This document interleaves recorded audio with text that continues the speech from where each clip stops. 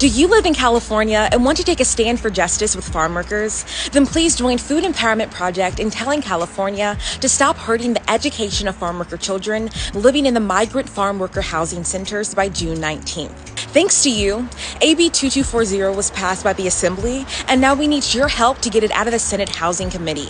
If you are in an organization operating out of California, we need you to sign on to our organizational support letter that is linked in our bio.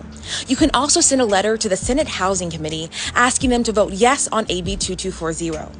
If you are an individual, your support matters too. We need you to call your senator on the committee and ask them to vote yes on the same bill.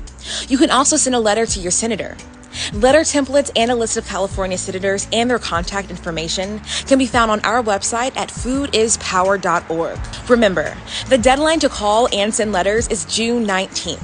A minute of your time can make a difference. AB 2240 is a step towards ending injustices of produce workers and their children who sacrifice so much to feed all of us. But to make change, we must all stand in unity.